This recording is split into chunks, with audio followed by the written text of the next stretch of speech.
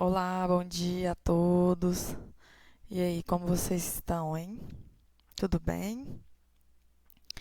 Hoje, né, com mais um módulo, com mais um tema sobre o módulo saúde. Eu estarei hoje concluindo com vocês, né, as matérias que eu fiquei responsável e acredito que vocês terão outros vídeos com outras professoras da área. Então, eu quero agradecer a todos vocês, né? Agradecer o pessoal do Senai, o suporte técnico que o Rafael me deu aqui para poder estar gravando esses vídeos para vocês. Beleza? Então vamos começar? Hoje iremos falar sobre as doenças crônicas não transmissíveis, cujo essas o Brasil ele tem um plano específico para elas, que a gente vai ver ao longo do curso.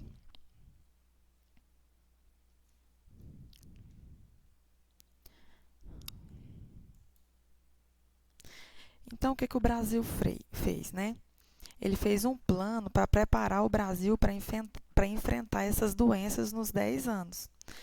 Então, ele começou com, colocando metas, objetivos, né, e conclusão nesse plano. E dentro das doenças, que são essas D, C, N, T, os específicos são acidente vascular cerebral, infarto, hipertensão arterial, que é o aumento da pressão arterial, o câncer, a diabetes e as doenças respiratórias. O câncer, a gente já falou, né? Naquela aula sobre a prevenção do câncer. Então, assim, dentro todas essas doenças, no Brasil, 70% as mortes são causadas por elas, atingindo as populações mais vulneráveis, de baixa escolaridade, né?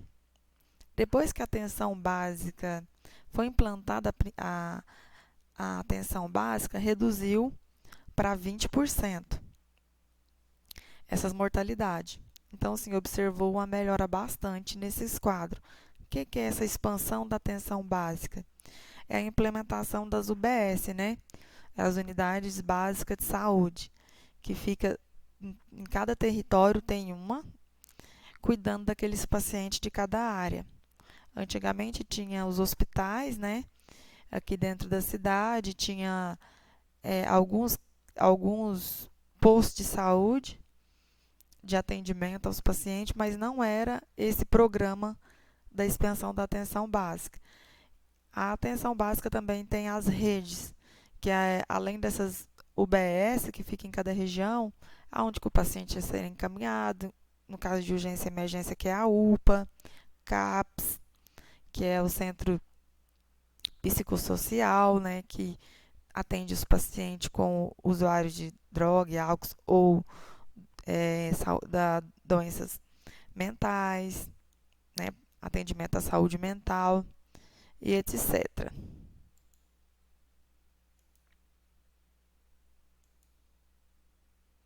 Os determinantes dessas doenças são todos aqueles que a gente vem falando em todas as aulas, né? Então, o principal dessas doenças que não são transmissíveis é o acesso às informações, são a desigualdade social, né? Uns têm muito, outros têm pouco, baixa escolaridade, né? Então ela tem dificuldade na informação, de ler, de pesquisar, além dos outros fatores de risco modificáveis que vocês já estão cientes, né? Tabagismo, obesidade, todos aqueles, etc.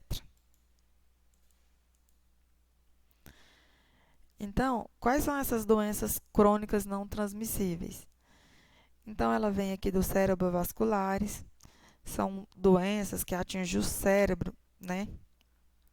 Que atinge os vasos dos cérebros, que atinge o coração, a diabetes de mellitus também, as doenças respiratórias, algumas Elas vêm desde a infância, né? Mas outras vêm através da vivência da pessoa, consumo de cigarro ou exposição à fumaça, etc. As neoplasias, que é o câncer, os renovasculares e a Organização Mundial de Saúde inclui também, nesse rol, doenças que contribuem para o sofrimento das pessoas, família e da sociedade. Neurológicas, bucais, ósseas, articulares, oculares, auditivas, desordens genéticas. Essas oculares aqui auditivas, vocês vão ver, né, assistir nas próximas aulas sobre essa saúde auditiva, que faz parte, né, de todo esse planejamento.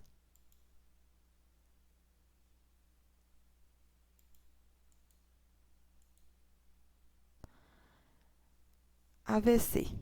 O que é o AVC, né? Vamos falar um pouquinho dessa doença. É o acidente vascular cerebral. Ele pode ser dois, ele pode ser o isquêmico e o hemorrágico. Qual é a diferença desses dois? A diferença é que o isquêmico, ele falta circulação de oxigenação no cérebro, por causa das veias, algum entupimento ou dificuldade de fluxo de sangue, causando a necrose e a morte das células. Vocês podem ver que aqui está mais escuro, é a região afetada do cérebro. O hemorrágico é quando há um sangramento dentro do cérebro. Tá vendo? Rompimento da veia ou acidente, né? Pode ter acidente também de carro, que pode estar acontecendo hemorragia no cérebro. Então, o sangramento ocorre dentro e ao redor do cérebro. Que esse é o vamos classificado dos AVCs, o mais grave. Existem pessoas que falam, eu começou início de AVC, início de infarto, né? Não existe início, existe o AVC com região menos afetada, igual esse aqui está uma camada enorme, né?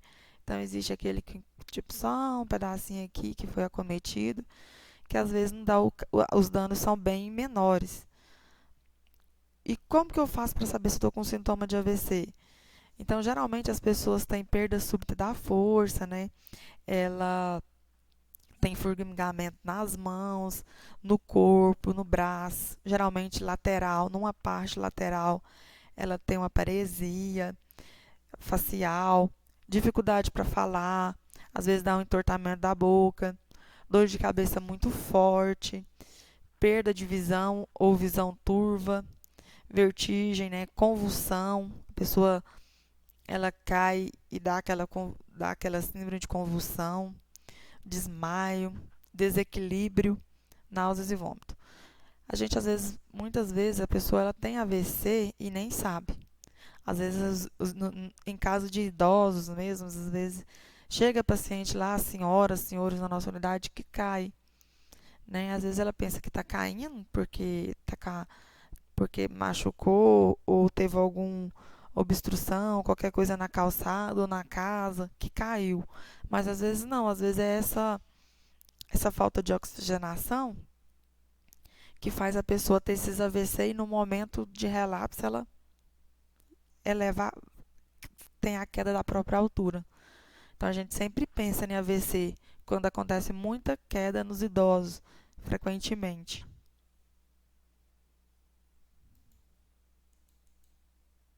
O infarto.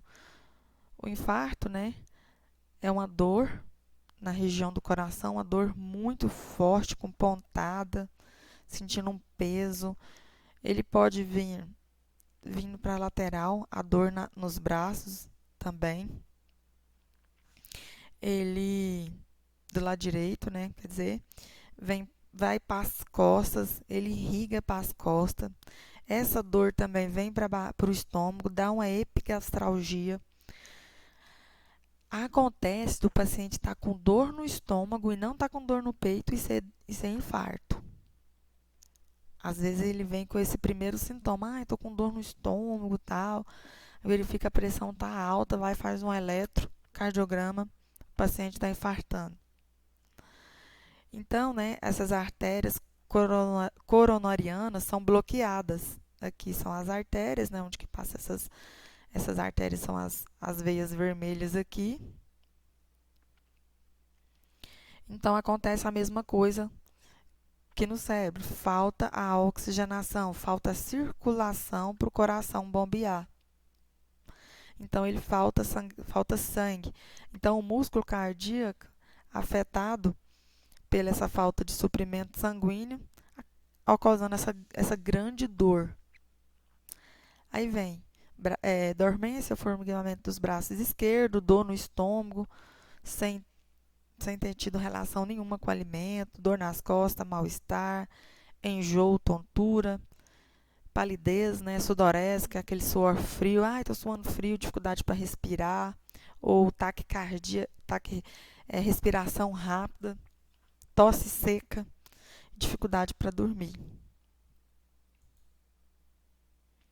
A diabetes. A diabetes, como eu falei naquela última aula, né, ela é causada pela a glicemia no sangue, o açúcar aumentado no sangue, devido ao pâncreas diminuir ou não mais produzir insulina, que transporta a glicose do sangue para as células para produzir energia. E então, o que acontece com o paciente quando ele está com diabetes? Ele sente cansaço fácil, ele tem muita sede, muito apetite, emagrecimento repentino. O xixi também, ele aumenta. Então, por que essas pessoas sentem tudo isso, né? A energia que o açúcar produz, não está produzindo mais essa energia. Por quê? Porque está ficando tudo na circulação sanguínea e não está indo para as células, né? Aí o que o fígado faz? Ele vai nas gorduras das pessoas que estão com a diabetes e transforma ela em energia para a pessoa sobreviver, né? E aí, às vezes, acontece o emagrecimento. Geralmente, acontece o emagrecimento. Então, a diabetes do tipo 1 é sede em excesso, urina frequente, cansaço e fraqueza, perca de peso sem razão e o aumento também acontece muito em crianças e adolescentes, que era chamado de diabetes juvenil.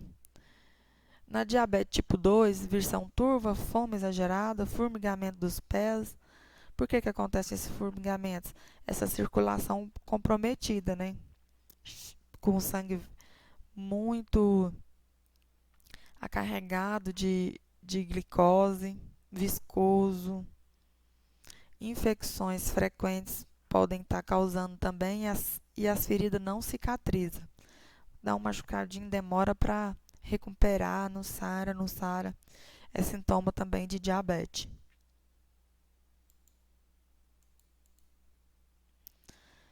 As doenças respiratórias, né? São doenças que a pessoa adquiriu ao tempo de sua vida, ou doenças também que muitas das crianças elas já nascem com ela, tipo asma, bronquite, né? Nós vamos ver esse vídeo para vocês entenderem um pouquinho. Olá, seja bem-vindo a mais um vídeo da Liga Acadêmica de Saúde Coletiva da Universidade Veiga de Almeida, LASC-UVA.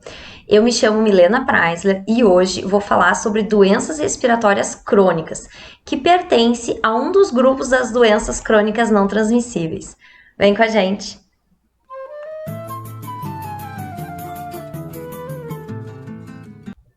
Hoje nós vamos falar sobre doenças crônicas não transmissíveis, focando nas doenças respiratórias crônicas. Esse mapa mental aqui vai nos auxiliar para que a gente construa o conhecimento sobre doença respiratória crônica. Então, a gente vai explicar sobre o que é doença crônica não transmissível. Vamos focar nas doenças respiratórias crônicas, abordando sobre os fatores de risco para desenvolver doença respiratória crônica, os sinais e sintomas mais comuns, o diagnóstico da doença respiratória crônica e as intervenções de enfermagem. O que é, então, doença crônica não transmissível? São um conjunto de condições crônicas relacionadas com múltiplas causas, caracterizada por um início gradual, de prognóstico usualmente incerto, com duração longa ou indefinida.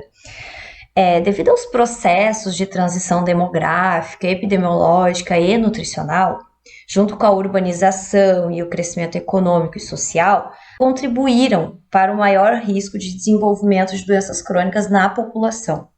E essas doenças são globalmente as principais causas de mortalidade. Então, isso está relacionado com a questão do sedentarismo, hábitos não saudáveis de vida, entre outros. As doenças crônicas não transmissíveis, elas são divididas em 4 principais grupos de doenças, que são as neoplasias e o câncer, né? A diabetes mellitus, que nós temos um vídeo aqui do Anderson falando sobre diabetes mellitus. Se você ainda não viu, busque aqui, que você vai ter uma aula maravilhosa sobre diabetes mellitus.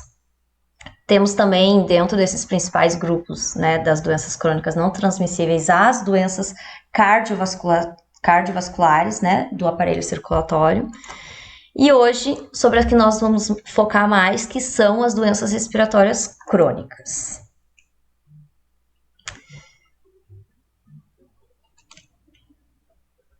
Então, as doenças respiratórias crônicas são doenças tanto das vias aéreas superiores como das vias aéreas inferiores.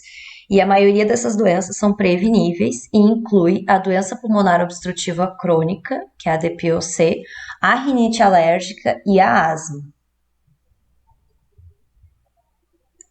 A doença pulmonar obstrutiva crônica é a limitação do fluxo de ar provocada por uma resposta inflamatória a toxinas inalatórias, frequentemente fumaça de cigarro. Pode ocorrer a DPOC por deficiência de alfa-1 antitripsina, que é uma causa importante de enfisema em indivíduos não tabagistas e aumenta acentuadamente a suscetibilidade à doença em fumantes. Há também uma variedade de exposições ocupacionais que constituem causas menos comuns em indivíduos não tabagistas. Nós vamos falar um pouco mais sobre isso quando a gente for abordar sobre os fatores de risco para desenvolver a doença crônica respiratória. A doença pulmonar obstrutiva crônica envolve o enfisema pulmonar e a bronquite obstrutiva. O enfisema pulmonar é a destruição do parênquima pulmonar, acarretando a perda da retração elástica dos septos alveolares e da tração das vias aéreas respiratórias, o que aumenta a tendência ao colapso. Então, geralmente é sucedido por hiperinsuflação pulmonar e limitação do fluxo aéreo e aprisionamento de ar. Já a bronquite obstrutiva crônica é a obstrução das vias respiratórias, né? Então, ela é definida com tosse produtiva na maioria dos dias da semana, com duração total de pelo menos 3 meses a 2 anos consecutivos. A bronquite crônica, ela torna-se bronquite obstrutiva crônica se houver o desenvolvimento de evidências espirométricas de obstrução das vias aéreas. Então, a bronquite asmática crônica é a condição sobreposta semelhante, que é caracterizada pela tosse produtiva crônica, sibilo e obstrução parcial, mas que é reversível das vias respiratórias em pessoas tabagistas com história de asma. Em alguns casos, a distinção entre bronquite obstrutiva crônica e bronquite asmática não é clara e pode ser chamada de uma sobreposição da DPOC e asma. Então, agora a gente vai falar sobre a asma, né, que acomete aí cerca de 150 milhões de indivíduos em todo o mundo, sendo que o Brasil ocupa a 8ª posição mundial em prevalência de asma. variando aí de 10 a 20%, dependendo da região e da faixa etária considerada. As principais características dessa doença pulmonar são dificuldade de respirar, aquele chiado no peito, aquele aperto no peito, uma respiração curta e rápida. Os sintomas eles pioram à noite e nas primeiras horas da manhã, ou em resposta à prática de exercícios físicos e à exposição a alergenos, à poluição ambiental e às mudanças climáticas. Existem vários fatores ambientais e genéticos que podem gerar ou agravar a asma. Entre os aspectos ambientais, a gente tem a exposição à poeira, aos ácaros e fungos, às variações climáticas e às infecções virais, especialmente o vírus sincicial respiratório e o rinovírus, que são os principais agentes causadores de pneumonia e resfriado. Para os fatores genéticos, então, a gente tem algumas características da própria pessoa e geralmente se destaca o histórico familiar de asma e rinite também. E também a questão da obesidade, tendo em vista que pessoas com sobrepeso têm mais facilidade de desencadear processos inflamatórios, como o caso da asma. A rinite alérgica ela pode ser considerada doença de maior prevalência entre as doenças respiratórias crônicas e é um problema global de saúde pública que acomete cerca de 20 a 25% da população em geral. Sabe-se que asma e rinite estão frequentemente associadas e estudos recentes comprovam que o adequado manejo da rinite favorece o controle da asma. Os sintomas mais comuns são corrimento nasal, obstrução ou prurido nasal e muitos espirros, um atrás do outro, geralmente, né? As pessoas também relatam sintomas oculares como coceira, vermelhidão e lacrimejamento. Esses sintomas, nos casos crônicos, eles podem ocorrer também a perda do paladar e olfato. Os indivíduos que possuem rinite alérgica, então, devem ter cuidado com a questão da limpeza do ambiente, para evitar ácaros, poeiras, fungos, né? Evitar também plantas que possuem floração devido ao pólen, que pode causar irritação. Deve evitar perfumes muito fortes, né? E fumaça de cigarro. Fatores de risco para desenvolver doença respiratória crônica, então tem relação com tabagismo, poluição ambiental, alergenos, agentes ocupacionais, algumas doenças como esquistossomose e doença falciforme. Também pode ser citado como fatores preveníveis para a doença respiratória crônica. Além disso, tem as questões genéticas, que já falamos, e algumas doenças que causam cicatrizes nas vias aéreas, como o caso da pneumonia, da bronquiolite e da tuberculose. Sinais e sintomas mais comuns: sibilância, tosse, hemoptíase, dor torácica, taquipneia e dispneia, hipertensão pulmonar, expectoração e cianose. Então, quanto ao diagnóstico da doença respiratória crônica, é muito importante uma anamnese bem completa, acompanhada do exame físico, né? Então, essa investigação clínica ela é crucial.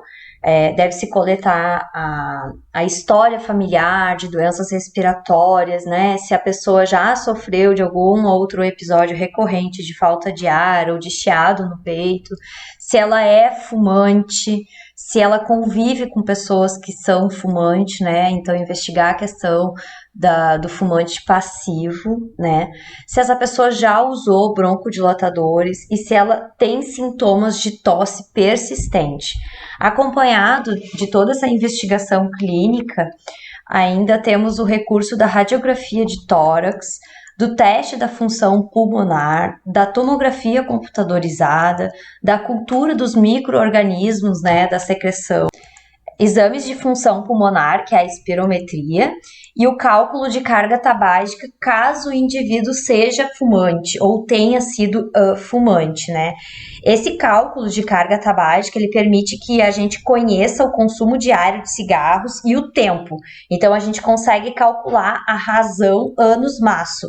O cálculo de carga tabágica, ele é realizado pela multiplicação do número de maços fumados por dia e pelo número de anos de tabagismo desse indivíduo. Então, a carga tabágica, ela tem uma relação e é uma informação muito importante, né? Porque sabe-se que DPOC e enfisema pulmonar começam a surgir a partir de 20 anos maço. Então, são mais comuns em pessoas com 40 anos maços ou mais, né? E essa informação ela é importante porque permite que talvez seja solicitado o rastreamento de um câncer de pulmão por tomografia computadorizada, especificamente para aquelas pessoas que entre 55 e 74 anos e carga tabágica maior que 30 anos maço, é um fator importante a se pensar em uma investigação, né, de rastreamento aí de câncer de pulmão, porque sabe-se da relação, né, do tabaco com o câncer de pulmão.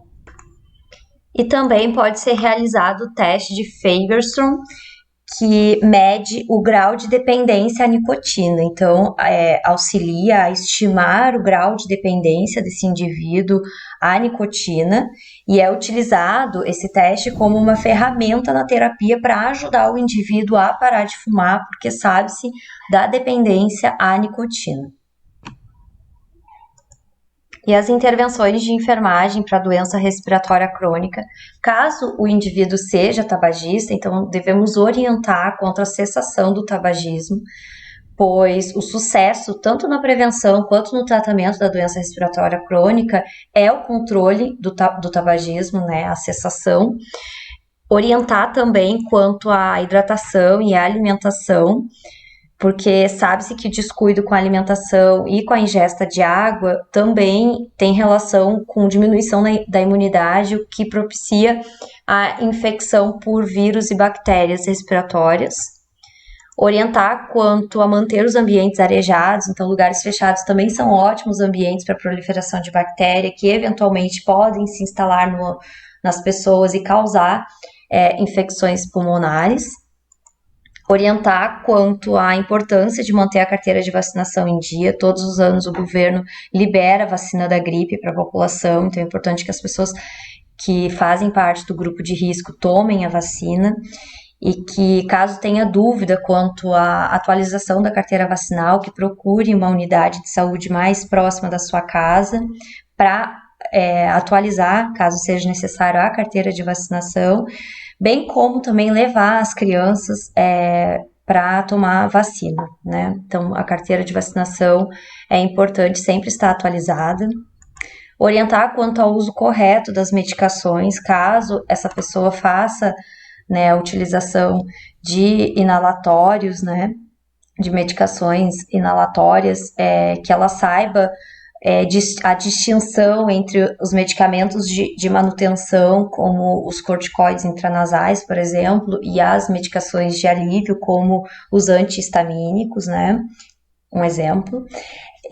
Orientar também quanto à perda de peso, quando indicado, e a prevenção do sobrepeso e da obesidade.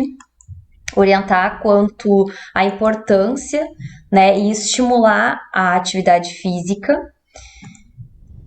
E é isso, gente. Esse aqui é o nosso mapa mental completo. Se você gostou desse vídeo, deixe o seu like. Então, tudo está envolvido, né? Uma doença com os fatores de risco. E aí, onde aconteceu esse projeto do Ministério da Saúde, aonde ele juntou todas as forças, todos os ministérios, Ministério da Saúde, Educação, Civil, Urbano, Agricultura, para mover esse projeto, né, de 2011 a 2021. com a meta de organizar essas demandas para diminuir os riscos, né, dessas mortes ou da morbidade. Então, né, o tabaco também, ele realizamos a proibição de propaganda, né, através da televisão, advertência sobre os riscos, né, dele nas capinhas do cigarro do outro lado, tem advertido que fumando causa isso, e isso tudo faz parte desse projeto. A vigilância sanitária pediu para tirar o cigarro dos locais onde que tem lugar bonito, tipo lugar junto com que chama a atenção dentro do estabelecimento, sabe? Colocar como cigarro se fosse como se fosse a mesma coisa gostosa como o chocolate, colocar lá o chocolate junto com o cigarro e etc. Bem visível, né, que as pessoas colocam. Então isso também fazia parte, né? A Anvisa entrou fazendo essa fiscalização, controlando a propaganda e a proibição também de aditivo de sabor no cigarro, proibindo colocar menta, proibindo colocar aquele cigarro de menta, de morango, proibindo esses para estimular as pessoas a fumarem, né? Então, assim, isso também tá nesse plano. Interessante. Dentro da atividade física, né, em 7 de abril de 2011, eles implantaram as academias de saúde. São várias academias gratuitas, né, dentro das cidades, onde os municípios quiseram aderir. Então, é uma coisa que o município ele adere ou não. Então, eles distribuem, né, esse programa de academia de saúde com o objetivo de promover a atividade física. Então, foram 4.000 academias em 2014. O Ministério da Saúde ele financia esses programas de atividades nos municípios. Em 2011, há mais de 1.000 projetos em andamento em todos os países.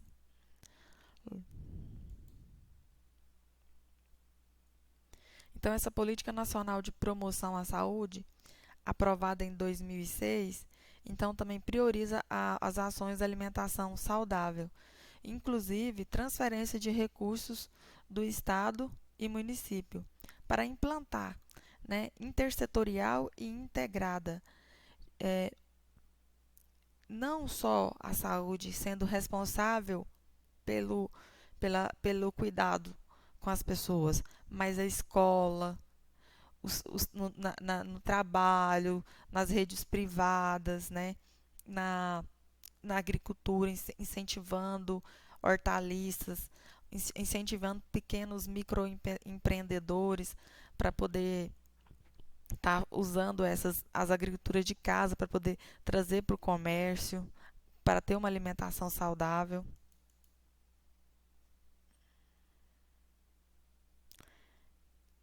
Essas foram a meta.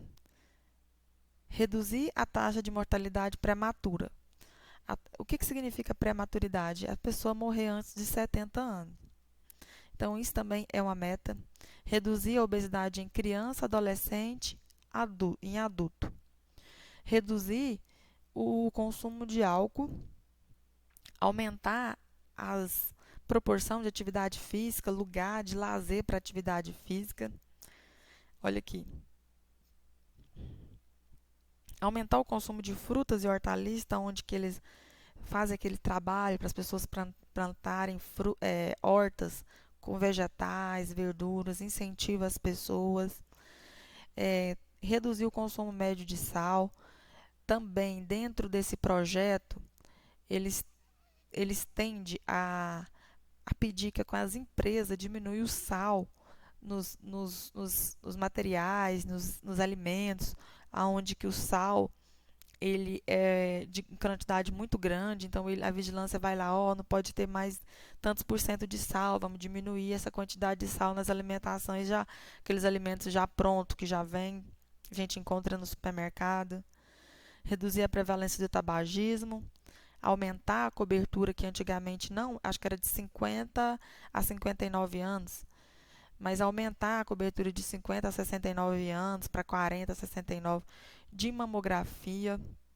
Também aumentar a cobertura de preventivo de 25 a 64 anos, que também é uma meta, né, para diminuir o caso de câncer, de neoplasia, e além de diagnosticar, tratar 100% essas causas. Eles realizaram os eixos, né, nesse plano de intervenção contra as doenças crônicas, eles fizeram um eixo. Vou expor aqui para vocês terem uma abertura, né, para a realidade, que às vezes não é mostrada para a gente. Então, o que eles fez? Né? Vigilância, informação, avaliação e monitoramento. No IBGE, quando eles fazem aquela pesquisa, eles verificam a morbidade, que é tipo de doença que a pessoa tem, né? Quais as doenças crônicas que aquela pessoa tem, como que está a saúde do idoso, da mulher, da criança, né? Ver o peso, a altura, para poder ver se essas pessoas estão sobrepeso ou não. Então, é uma coleta de informação. Né? Às vezes tem do IBGE, tem também no Programa Saúde da Família um cadastro que é feito pelos agentes comunitários de saúde, onde que também eles interligam esses dados para projetar e planejar quais ações serão feitas. Estudos, né? Então eles fizeram um estudo, pegaram pessoas e fizeram inquéritos, como, por exemplo, as pessoas com desigualdade, outras pessoas vulneráveis, outras não tanto, para investigar, ver qual é o principal risco, porque eles também querem fazer esse portal do plano, né? Tipo, fazer um sistema onde que vai cadastrar esses pacientes com essas principais doenças, onde eles vão monitorar e ver quais daqueles pacientes estão melhorando e quais não são e por que não estão. No eixo 2, alimentação saudável, ele foi expandido para a escola. Existe o programa Saúde na Escola, né, onde que incentiva em todas as áreas da saúde, as crianças, desde do início, elas estão nessa educação com a saúde. Aumentar a oferta de alimentos saudáveis, né, com a sociedade civil, agricultores familiares, pequenas associações, aumento da produção, apoiar essas iniciativas desses pequenos empreendedores, né? Regular a nutrição dos alimentos que já são processados, com parceria com a sociedade civil, né, onde que já entra as leis regulamentando, onde que deve se organizar a quantidade de alimentos, quantidade de gordura, de sal e etc. dentro dos alimentos. Eles também querem reduzir os preços dos alimentos saudáveis e aumentar os de não saudáveis, né? Isso aumentando imposto, redução de imposto, aumento de taxa para alimentos não saudáveis e estimular o alimento saudável.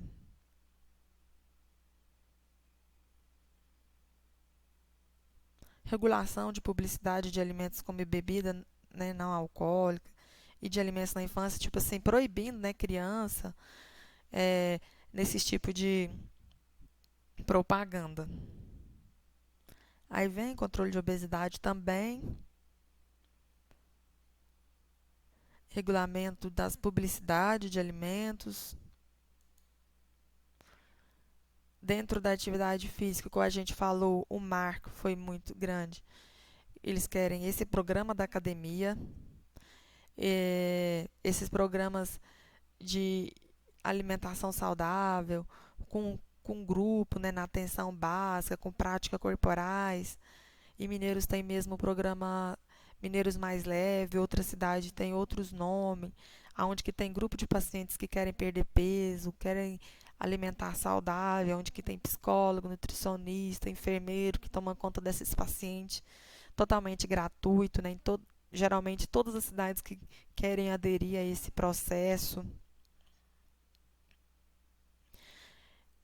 Fortalecimento esse PAC, né, que é um fortalecimento da construção de praça né, onde que tem aquelas praças, onde que tem calçada boa para fazer caminhada, que tem aquelas academias em um ar livre, tudo foi projeto visando essa diminuição dessas doenças crônicas.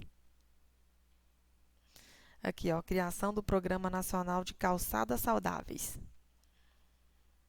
Pista de caminhadas, ciclovias, campanha de comunicação visual.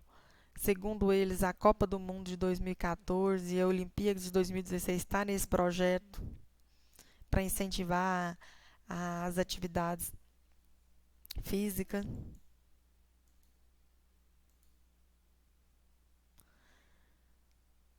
Tabagismo e o álcool também faz parte dos eixos. Então, eles têm a legislação nacional, né, contra o fumo, que começou aqueles fumógrafos, né, tinha as boates que não podia fumar lá dentro, mas tinha um lugar que podia fumar. Então aquilo ali causou muito fumaça, muito mal à saúde. Então eles mudaram aquilo, viu que não deu certo, tirou o fumógrafo das boates, proibindo, né? Porque às vezes a pessoa fumava e ainda respirava a fumaça de outras pessoas ali. E ainda contaminava com outras doenças. Então eles viram. Então são coisas que estão sendo desenvolvidas, né? Fortalecer a política de preço e aumento do imposto de cigarro e de bebida. Proibir a bebida para crianças, para pessoas de menos de 18 anos. Fortalecer também o programa Saúde na Escola, para ensinar as crianças desde o início, tanto que o cigarro faz mal à saúde. Apoiar iniciativas, né, no controle de ponto de venda de álcool e horário noturno, de fechamento de bares e outros pontos correlatados de comércio. Então, aquela questão de horário, né? Horário para fechar, horário para terminar os eventos, as festividades, né? Tudo está englobado nessa diminuição do consumo.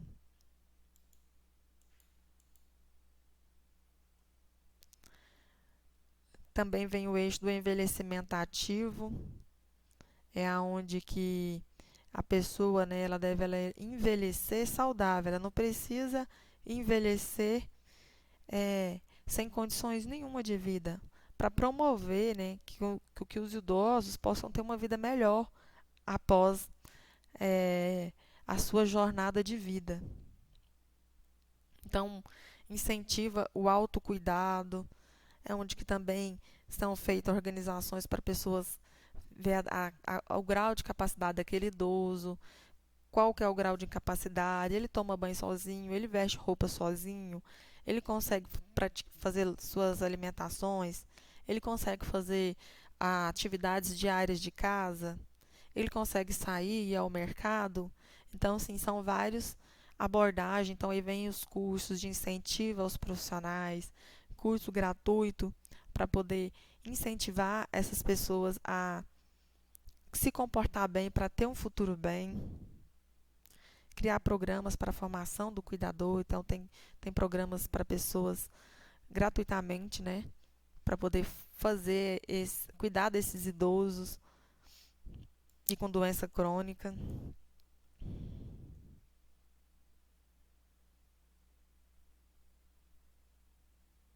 Fazer linha de cuidado, capacitação de telemedicina, curso à distância, informação por telefone, as medicações gratuitas, que teve aquele grande marco em relação às medicações que foram, além de ser fornecidas nas UBS, nos municípios, elas partiu também para as farmácias privadas, né? O governo federal fornece essas medicações para ser distribuída também em todas as farmácias que quis aderiu à farmácia popular. Então, eles pegam a medicação e distribuem gratuitamente para a população, não só nas farmácias da rede pública, como naquelas farmácias populares, onde que geralmente eles pegam medicamento para diabetes, para pressão alta, para asma, tem aquelas bombinhas, né, também que para asma que pega nessas farmácias. e tudo faz parte desse plano.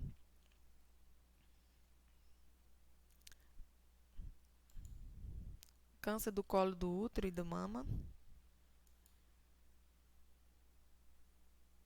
Então, isso, né, gente, resumindo o que eu falei dentro dos quadros, então as intervenções consideradas são aumentar o imposto sobre o uso do tabaco, proteger essas pessoas, né, da fumaça de outras pessoas em lugares públicos, advertir sobre o perigo do uso do tabaco, fazer cumprir a proibição dessas propagandas, né, através da legislação civil, de patrocínio e da promoção de tabaco, restringir a venda de álcool no varejo, né? A gente vê que isso ainda não foi conseguido, né? Ainda vê que a distribuição de álcool nas distribuidoras, em toda esquina tem venda de bebida para todas as pessoas, então, acessível, né? O álcool ainda é muito acessível, é visto como uma coisa normal na sociedade.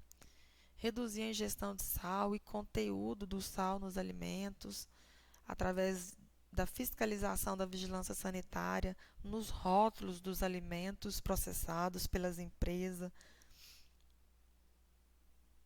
Substituir gorduras de gorduras trans por alimentos poliinsaturadas, promover o esclarecimento ao público, né, sobre alimentação física, sobre alimentação e atividade física na mídia.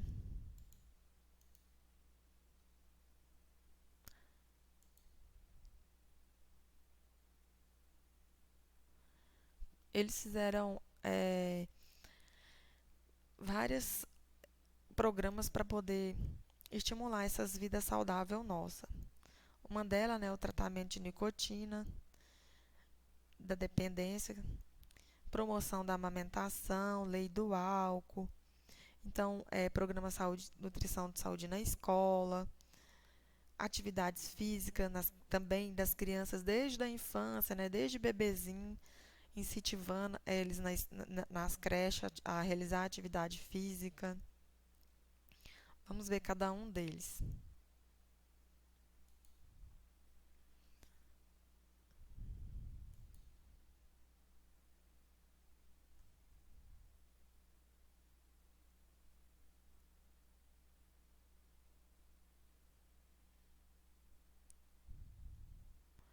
O tratamento de nicotina, ele é o seguinte: a pessoa que quer parar de fumar, ela se inscreve, né, na sua unidade de saúde, eles vão fazer um, um cadastro e vão fazer um grupo, né?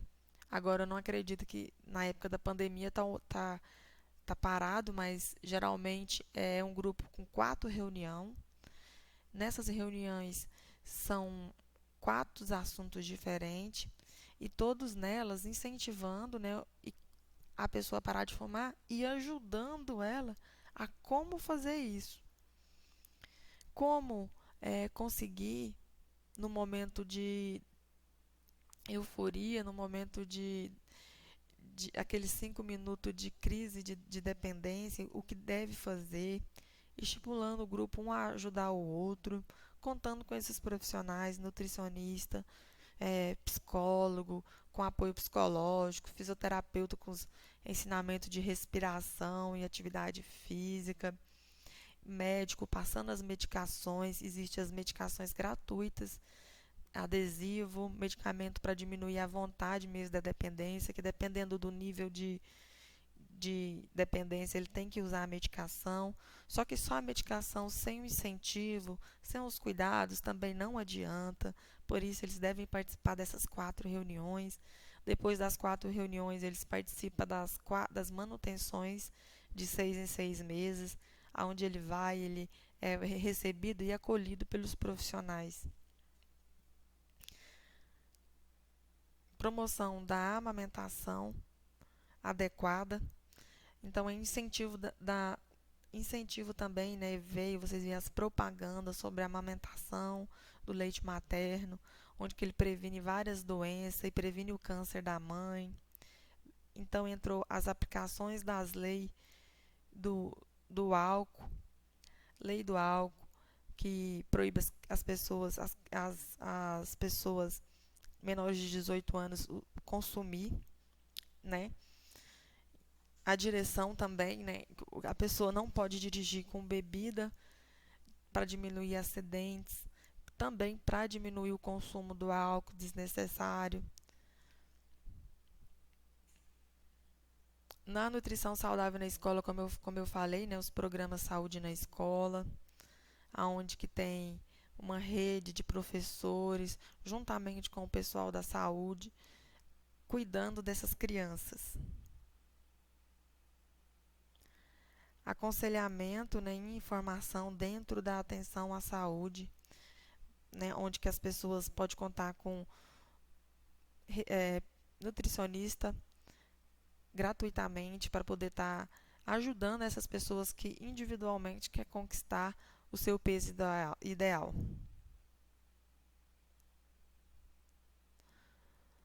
Essas atividades físicas, como a academia de saúde, como locais e também como atividade física e alimentação saudável nos locais de trabalho, né?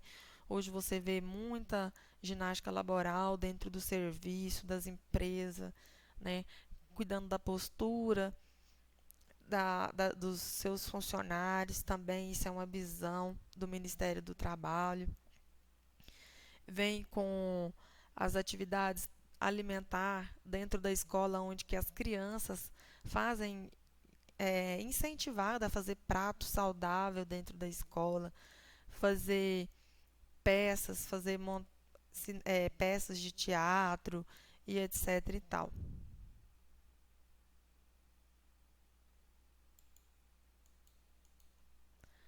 Então, gente, o que a gente pode ver é que é de acordo com o que a gente vai levando a vida que a gente encontra em maior risco ou diminuição.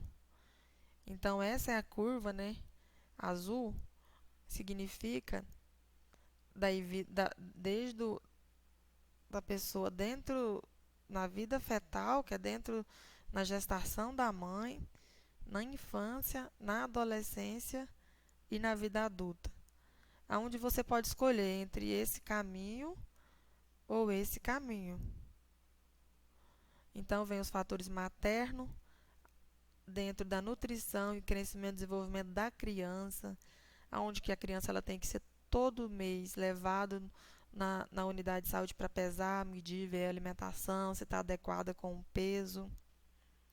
Na adolescência também não pode esquecer que essas crianças também precisam de um olhar diferente. A obesidade, o tabaco, não começa dentro nesse meio aqui da adolescência para a vida adulta, né? Então, os fatores comportamentais e biológicos contribuindo para esse risco acumulado. Então, o que a gente deve fazer para evitar é tudo o que a gente falou nos decorrer do curso, né? Que é diminuir o estresse, melhorar a alimentação, aumentar a atividade física, cuidar da saúde mental, cuidar da alimentação. Então, isso se tornou até repetitivo em todas as nossas aulas, né? Acredito que vocês possam ter entendido que é um processo não só da saúde, né, mas é um processo de todos nós. É um processo da empresa, né? Por exemplo, essa capacitação que a empresa está dando para vocês, né, não é diferente de tudo que está nesse projeto.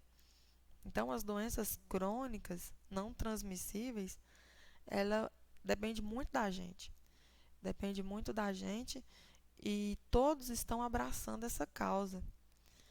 E é um trabalho que às vezes, mas o que tem a ver, né, uma calçada lisa com um infarto agudo do miocárdio, né? O que tem a ver uma calçada, a restrição de restrição de sal nos alimentos, dentro das empresas, dentro dos rótulos, com a hipertensão arterial. Então é uma coisa que agloba, né, tudo. Uma coisa que uma interfere no outro. Então é um plano que o Ministério da Saúde fez e ele foi lançado, né, projetado até esse ano, né, termina agora em 2021, aonde que as pessoas, né, a maioria abraçaram a causa para diminuir. Houve uma diminuição depois que teve a atenção primária de 20% dessas doenças crônicas, mas a luta ainda continua. Essa luta continua, ela é minha, ela é de vocês, ela não é só do Ministério da Saúde, mas das empresas, né, de todas as pessoas, dos trabalhadores, onde a gente tem que fazer a nossa parte, cada um fazer a sua parte. E nós nos conscientizar, né, e ir para esse caminho melhor, incentivando as pessoas que estão ao nosso redor, incentivando aos nossos pais e aos nossos filhos a ter essa promoção de saúde. Hoje a gente termina, né, o nosso bloco sobre sobre o bloco de saúde em relação às doenças crônicas não transmissíveis, falando também sobre a prevenção do câncer, falando sobre as doenças sexualmente não transmissível, falamos sobre a prevenção das drogas e álcool, onde foi apresentado os tipos de droga e forma de prevenção. Então foram os temas escolhidos de muito bom gosto, né? E que vocês vão aproveitar bastante. E agora vocês vão ficar também com os temas de audiometria, né? E outros cursos para frente aí que vão ser passados para vocês. Eu quero agradecer vocês mais uma vez. Espero contribuir, né, ter contribuído pelo menos um pouquinho para esse despertar, né, nessa questão da saúde de vocês. E qualquer coisa pode me mandar mensagem lá nos comentários, eu estou respondendo. Qualquer dúvida pode me mandar e-mail que eu estarei respondendo, tá bom? Muito obrigada e até uma outra oportunidade. Tchau, beijo.